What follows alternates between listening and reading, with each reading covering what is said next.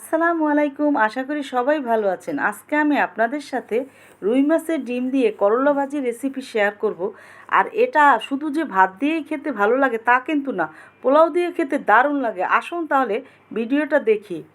চুলায় একটি কড়াই দিয়ে এখানে আমি তেল দিয়েছি 1 কাপ সয়াবিন তেল, এবং তেলটা গরম হতে হতে আগে থেকে আমি এভাবে ধুয়ে করলাটা কেটে নিয়েছিলাম গোল গোল করে, পাতলা করে। আর এটা এভাবে আমি বিচিটা না ফেলেই কিন্তু কেটেছি। এখন এভাবে হাত দিয়ে একটু কষলিয়ে নিলেই বিচিটা নিচে পড়ে যাবে, এবং ঝেড়ে নিয়ে আমি করলাগুলো উঠিয়ে নিব। করলার পরিমাণ এখানে 1 কেজি আছে। এখন তেলটা গরম হয়ে যাওয়ার পরে আমি করলাটা এর ভিতরে দিয়ে এখানে আমি 1.5 চা চামচ হলুদের গুঁড়া দিয়ে ভালো করে নেড়ে মিশিয়ে মিডিয়াম এবং হাই হিটের কাছাকাছি রেখে এটা আমি ভেজে নিব। 40% মতো সিদ্ধ হবে, আর বাকি 40% আমি ডিমটা দিয়ে করে নিব 80% মোট। কিন্তু 100% সিদ্ধ করবেন না করলা, তাহলে কিন্তু খেতে ভালো লাগে না। এখন আমি এখানে রুই মাছের ডিম নিয়েছি 1.5 কেজি, আর এটা এভাবে এই অবস্থাতেই আমি ধুয়ে নিয়েছি ভালো করে এবং কষলে এখন সাইডে রেখে দিব। আপনারা রুই মাছের পরিবর্তে অন্য যে কোনো মাছের ডিম দিয়ে এটা করতে পারেন।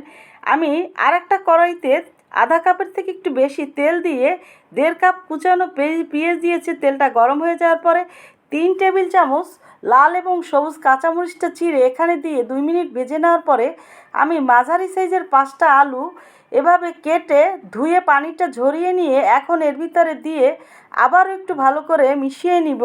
এখানে আমি 1.5 চা চামচ হলুদের গুঁড়া দিয়ে এখন আবারও একটু ভালো করে নেড়ে মিশিয়ে নিব। আর জালটা কিন্তু হাই এবং মিডিয়ামের মাঝামাঝি রেখেছি।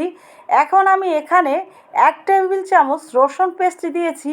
এই ভাজিটাতে রসুনের পেস্ট দিলে বা রসুন দিলে আসলে খেতে বেশি ভালো লাগে। এখন আগের থেকে রুই মাছের ডিমটা আমি কষলে নেওয়া সেটা এখন দিয়ে সাথে সাথেই ভালো করে নেড়ে মিশিয়ে নিব, তা নাহলে কিন্তু ডিমের দলা হয়ে যায়। আর এভাবে আমি ভেজে নিয়ে আলুটা একেবারে সিদ্ধ করে নিব।